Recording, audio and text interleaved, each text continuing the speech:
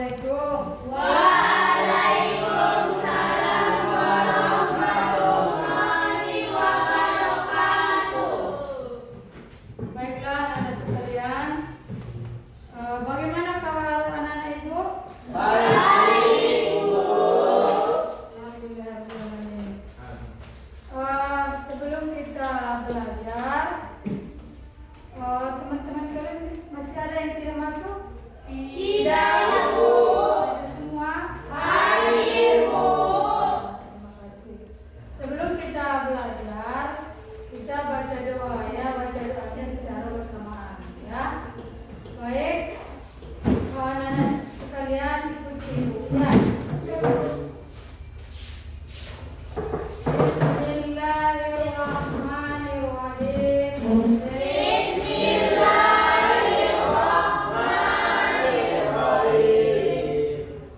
Rabbi shrah li sadri wa yassir li amri wahlul 'uqdatam min lisani yafqahu qawli walhamdulillahi rabbil alamin.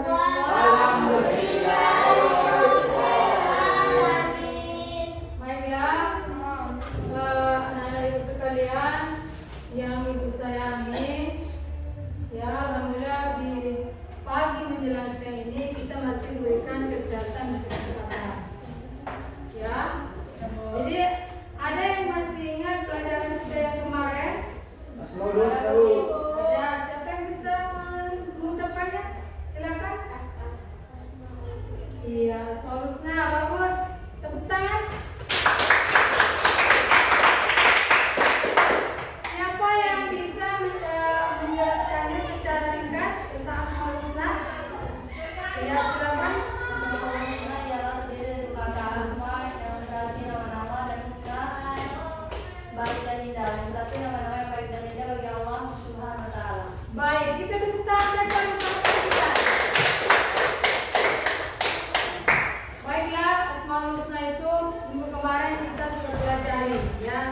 Kita sudah ketahui bahwasanya asma itu adalah nama. Ya, Asmaul Husna nama-nama yang baik, yakni yang tidak terluput itu diberikan kepada Allah Subhanahu wa taala. Yang selalu kita ucapkan di setiap kita selesai melaksanakan sholat, yakni namanya yaitu Ar-Rahman, Ar-Rahim, Al-Malik, Al-Qudus, As-Salam, Al-Mu'min, kemudian wa was-sami'ul alim. Jadi selanjutnya kita ketahui itu ada 99. Baik. Jadi untuk pelajaran kali ini kita lanjutkan yaitu mengenai menjadi pribadi berintegrasi dengan sifat amanah dan jujur. Itulah pelajaran kita sekarang. Sebelum Ibu jelaskan ke sana ke materi kita, ya, ada yang tahu tentang sifat amanah dan jujur? Ada yang tahu? Iya, silakan. Sifat yang saling terkait dan saling berbuat dalam kehidupan sehari-hari. Iya, bagus. Tepuk tangan. Sifat yang bisa kita tanamkan di dalam kehidupan kita sehari-hari. Jadi sebelum menjelaskan, Ibu akan menjelaskan tentang tujuan pembelajaran kita. Tujuan pelajaran pertama adalah kita mengetahui apakah pengertian amanah dan jujur. Kemudian yang kedua kita mengetahui bagaimana cara bersifat amanah dan jujur. Kemudian yang ketiga adalah bagaimana kita menerapkan sifat amanah dan jujur di dalam kehidupan kita sehari-hari. Baik, jadi kita jelaskan materi kita ini. Sebelumnya Ibu pengen tanya kepada anak-anak sekalian, apakah kalian pernah mendengarkan sifat ini? Ini ditujukan kepada siapa?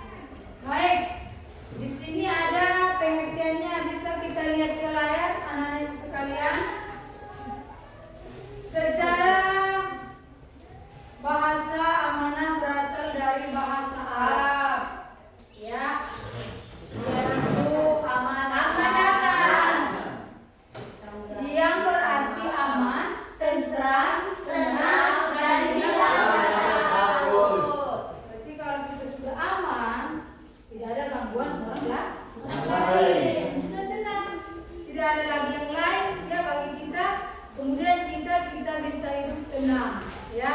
Kemudian di dalam kehidupan kita sehari-hari dengan adanya ketenangan kita, jadi kita juga lebih leluasa hidup di dalam lingkungan sekitar kita.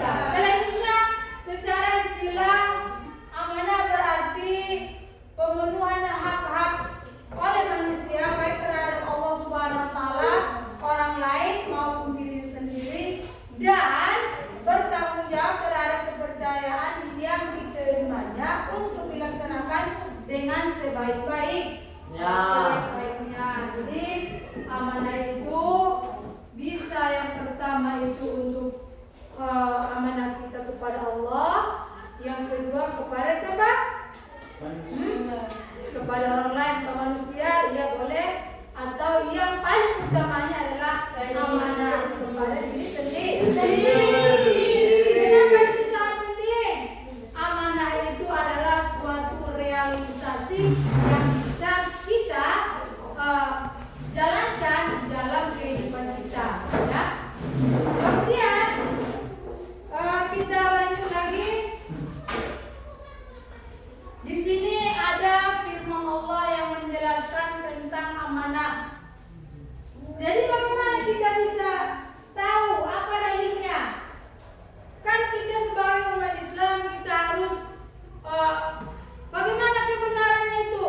Apakah cuma yang diomong-omong saja gitu ya? Tidak. Semua itu harus ada dalilnya.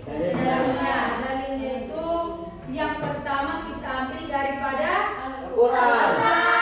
Yang kedua kita ambil dari hadis. Dan ketiga adalah dari ijtihad. Kita lihat lagi apakah di ayatnya, kita baca lagi ya. Bismillahirrahmanirrahim. Innallaha ya'murukum an tu'addul amanati ila ahliha wa idza hakamtum bainan nasi an tahkumu bil adli innallaha ni'ma ya'izukum bi innallaha kana sami'an basira. Ya. Jadi kita lihat itulah dalilnya dan kita baca lagi artinya supaya kita lebih tahu. Sungguh Allah menyuruhmu menyampaikan amanat yang berhak menerimanya, dan apabila kamu menetapkan hukum di antara manusia, hendaknya kamu menetapkannya dengan adil. Sungguh Allah sebaik-baik yang memberi pengajaran kepadamu. Sungguh Allah Maha mendengar, Maha melihat. Itu terdapat dalam surah An-Nisa 58. Baik, dari ayat tersebut dapat kita simpulkan bahwasanya katanya Allah sudah mengajarkan kepada kita di dalam Al-Quran itu dijelaskan, mengajarkan kita bersifat amanah, kemudian jujur, kemudian kita harus menghukum orang dengan seadilnya. Jangan kita menghukum orang yang tidak salah, ya. Karena nanti kalau kita menghukum orang yang salah berarti kita itu dinamakan tidak ahli. Jadi orang lain akan selalu mencari kita. Berarti kita tidak aman. Nah, kita tidak aman. Tapi kalau kita laksanakan dengan sebaik-baiknya, maka kita akan aman. Kita berhukuman dengan yang sewajarnya. Kemudian kita selesaikan masalah itu dengan sebaik-baiknya. Baik, kita lanjut lagi. Ini ada amanah terbagi menjadi 3 macam, ya, sesuai dengan arti daripada firman tadi. Yang pertama adalah amanah kepada Allah Subhanahu wa taala, maksudnya adalah tugas keagamaan menjadi tanggung jawab manusia harus selalu kerjakan, ya. Itu dari contohnya ada sholat, puasa, sedekah, infak. Jadi apakah kita sudah melaksanakan kewajiban kita? Belum. Sholat itu merupakan satu kewajiban kita sebagai umat manusia, sebagai seorang muslim, ya. Jadi kita harus mengerjakannya.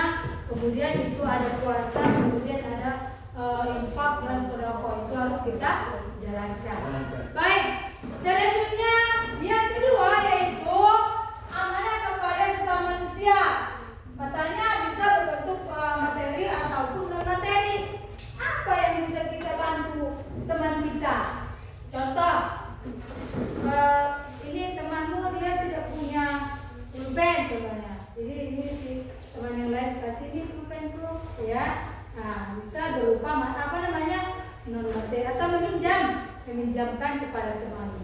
Jadi itu adalah salah satu contoh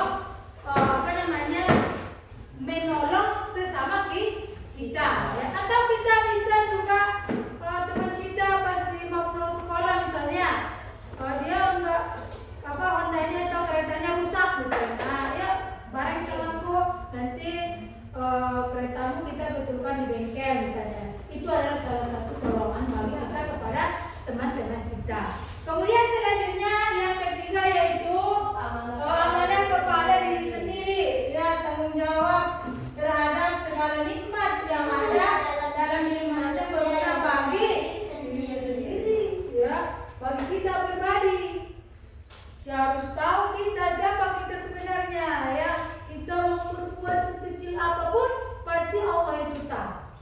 Ya, waduh temanku nggak tahu, alhamdulillah ini uangnya ada di tasnya gitu ya. Nah, jadi sekecil apapun walaupun orang tidak ada di sini, ya, Allah Maha melihat lagi Maha mengetahui segala perbuatan kita, ya. Jadi kalau kita misalnya di tempat yang sepi, ya, wah nggak ada orang, aku mengambil inilah sayurnya.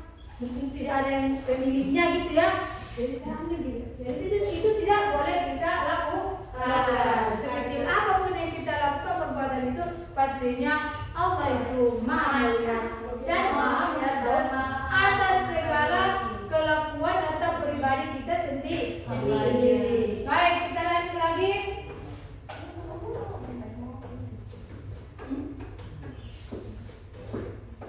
Iya, ada di sini cara berperilaku amanah dan jujur. Yang pertama, meyakini bahwa amanah merupakan titipan belaka sehingga tidak mempunyai hak untuk memilikinya. Ya, yang pertama. Jadi kalau dia amanah itu adalah titipan kepada kita. Contoh, ya ini si siapa ini? Contohnya Romadmo, dia diberikan amanah dia memegang uang dana desa sekitar 250 juta, ya. Sudah contohnya di sebelumnya.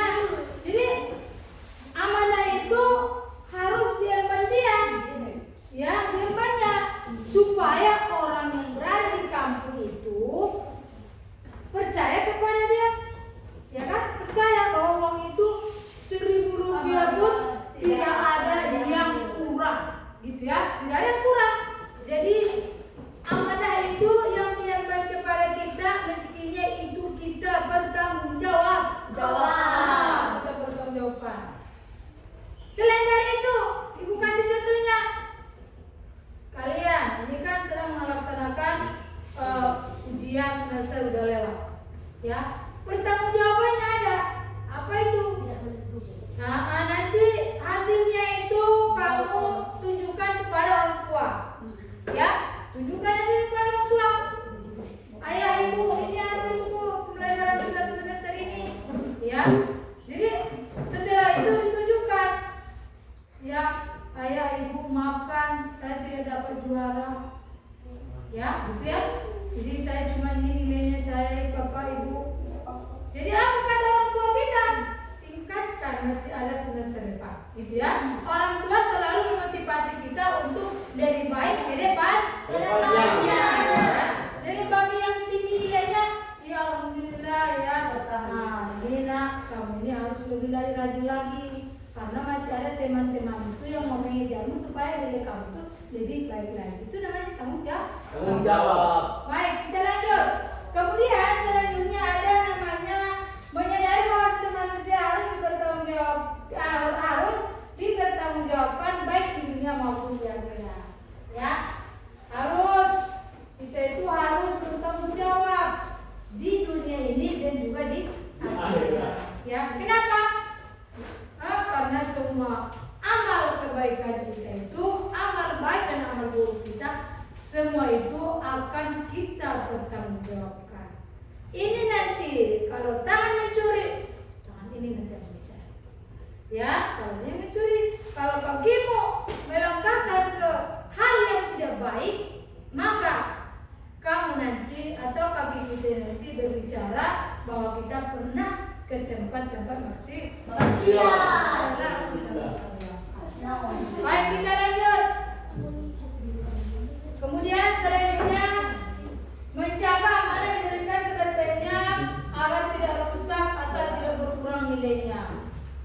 ya, supaya dia berkurang nilainya harus kita bertanggungjawabkan dengan semaksimal mungkin ya. Orang percaya kepada kita, kita senang ya, dan orang lain juga senang kepada kita tanpa ada yang merusak di antara kita dengan orang lain. Kita lihat lagi materi kita. Kemudian ada katanya melaksanakan amanah dengan sebaik-baiknya sesuai dengan tujuan. Apa tujuan kita? Apa tujuan kita? Kenapa kita melaksanakan amanah ini? Kenapa kita harus memberikan kebaikan kepada orang lain? Ya, tujuannya adalah supaya kita tidak selalu dicemoohkan oleh orang lain, dan derajat kita itu akan terangkat apabila kita berlaku amanah yang baik kepada sesama ya. Jadi ini bisa kita buat intinya untuk diri kita pribadi. Baik, kita lanjut.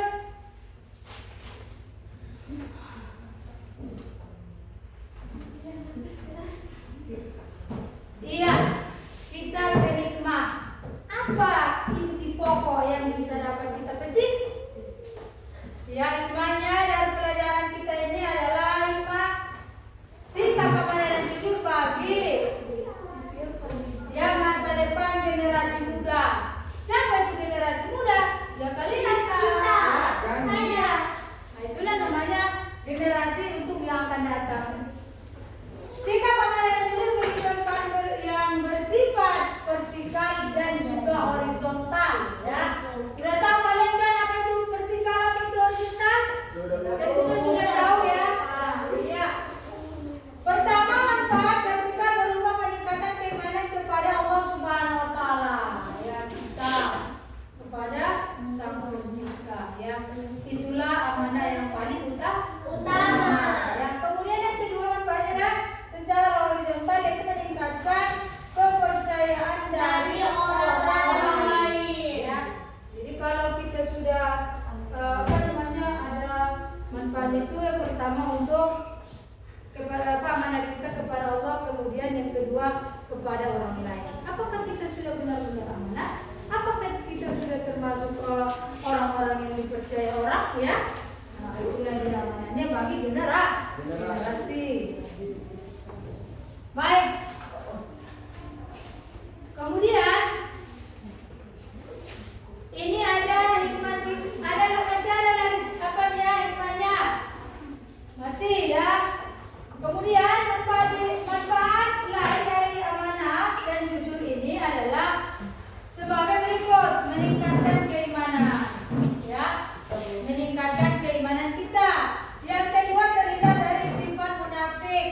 Yang ketiga, mendapat kepercayaan dari banyak orang. Yang keempat, memperoleh kebaikan dunia. Kemudian merasakan ketenangan dan kebahagiaan. Ya, dengan sifat amanah dan jujur berarti kita mendapatkan ada hikmahnya ya, dan dapat kita peroleh. Itu bisa kita amalkan dan itu bisa kita gunakan di dalam kehidupan kita sehari-hari. Baik, karena waktu sudah habis ya, untuk pertemuan berikutnya kita cukupkan dulu sampai di sini ya. Kita lanjut untuk pertemuan yang akan datang, waktu yang akan memisahkan kita, padahal itu masih menerangkan lagi ya. Iya. Jadi untuk pertemuan berikutnya itu akan jelaskan lagi tentang pelajaran kita karena dia sudah setengah ya. Kita jelaskan lagi untuk pertemuan berikutnya, dan di dalam pembelajaran kita untuk pertemuan pertama ini mudah-mudahan ada yang dapat kita ambil hikmahnya, kemudian bisa kita gunakan di dalam kehidupan kita sehari-hari, yang ini berupa amanah dan jujur. Untuk pertamanya untuk diri sendiri ya, nanti bisa kita kepada orang lain, dan yang paling utamanya adalah amanah dan jujur kita kepada Allah Subhanahu wa taala. Baik, terima kasih perhatian anak-anak sekalian ya. Iya, kita tutup pelajaran kita ini dengan ucapan alhamdulillah.